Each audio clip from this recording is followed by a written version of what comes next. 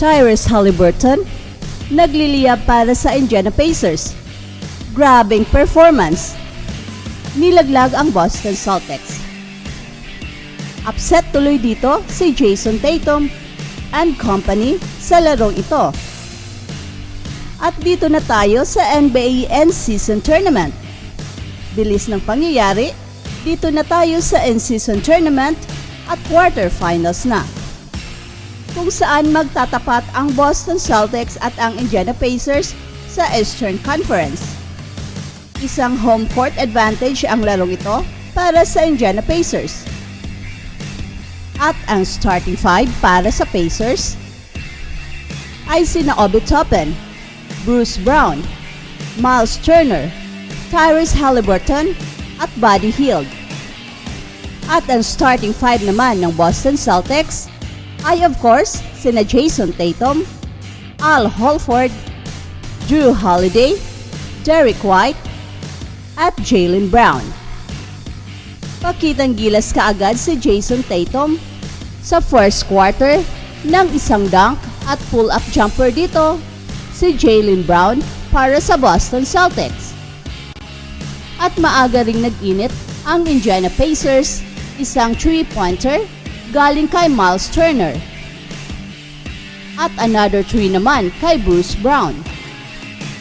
At ang mananalo sa game na ito ay aabante na sa semifinals ng in-season tournament. So talagang bakbakan na ang laro ngayon pa lang. At Jaylen Brown, bumida para sa Boston Celtics sa kanyang slam dunk at isang turnaround jumper. At sa first quarter, lamang ang Boston Celtics 24-22. At sa second quarter, umulan ng tres ang Indiana Pacers. At under 9 minutes mark, 30-30, tabla ang laro dito. Kasi grabe ang pasok ng tres nina Benedict Mathurin, Aaron Nesmith at Buddy Hield.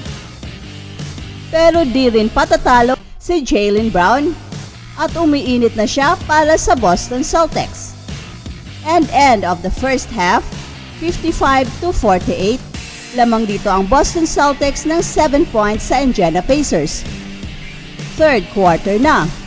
Take-over mode ang Indiana Pacers. Grabe ang laro dito ni Tyrese Haliburton. 5 points kaagad galing sa isang 3 points at layup. At di pa tapos, isang 3-pointer naman para kay Haliburton. At Buddy Hield, pasok na naman ang isang 3-pointer. Nasa Pacers na ang momentum ng laro. At talagang napasigaw ang mga home court crowd. Natapos ang third quarter na lamang ang Pacers 85-78. At eto na, fourth quarter na. Pinipilit pa ring humabol ng Boston Celtics. Pero grabing energy dito ni Tyrese Haliburton, take-over mode. Pati si Buddy Hield, grabe ang ginawa kaya nakuha nila ang panalo. Final score, 122-112. Panalo ang Pacers, tinambakan ng 10 points ang Celtics. Welcome to Express Info.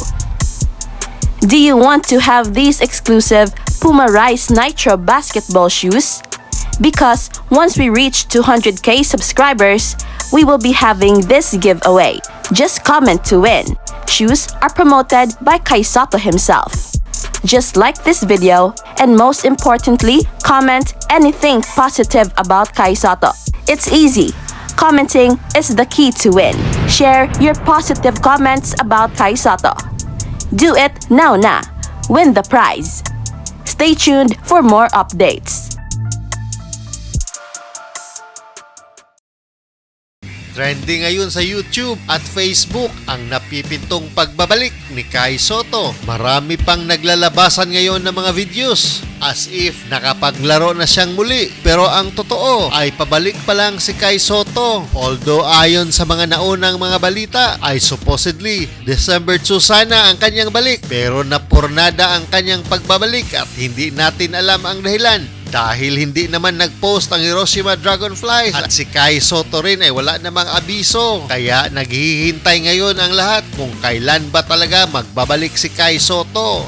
Pero mayroon tayong nakuhang mga information na sigurado raw na sa December ay magbabalik na si Kai Sotto. Kaya lang, walang date. Pero ang sigurado tayo ay nagsisimula nang nag-practice si Kai Sotto at full contact practice na ang kanyang ginawa sa team. Patunay nito ay ang mga videos. At mayroon pang pinalabas na photo ang Hiroshima Dragonflies na kung saan nakita si Kai Sotto na mayroong bantay sa kanyang layup. Kaya good vibes lang tayo. At for sure, this December ay makikita na nating muli ang pagbabalik ng ating idolo. Kai Sotto trending ngayon sa social media dahil ang dami nang naglalabasang mga videos na pinakita na naglalaro na si Kai Sotto. Pero wait muna, hindi pa naglalaro si Kai Sotto at yan ang totoo. In fact, sa dalawang away game ng Hiroshima Dragonflies ay wala si Kai Sotto. Mukhang hindi sumama dahil hindi nakita si Kai Sotto sa kanilang bench. Wala rin si Kai Sotto sa kanilang mga warm-ups. Kaya sa mga nagsasabing nagbabalik na si Kai Sotto ay again walang katotohanan ang balitang yan. Ang totoo ay DNP pa si Kai Sotto. Pero dapat ay excited pa rin tayong lahat dahil according sa mga reports ay fully healed na raw si Kai Sotto at bumilis na raw. In other words, bumalik na ang kanyang bilis na nawala noong nagkaroon siya ng injury sa kanyang likod. Something na hinahanap-hanap ng mga fans niya noong NBA Summer League at noong FIBA World Cup. Marami pang nagsasabi na napakabagal raw ni Kai Sotto at walang chance na makapaglaro sa NBA. Well, totoo naman.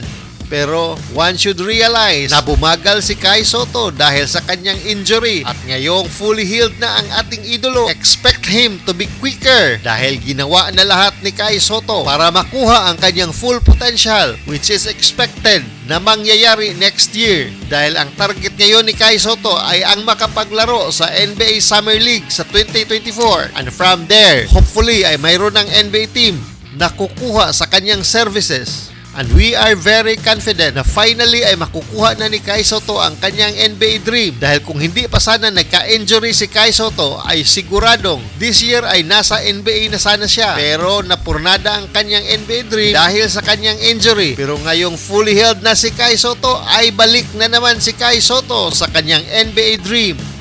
That's it for now, guys. Pero bago kami magtatapos ay huwag kalimutan na huwag magpahuli sa mga pinakabago mga kwento at balita ng kasiyahan at tagumpay. Bahala na ang mga marites dyan.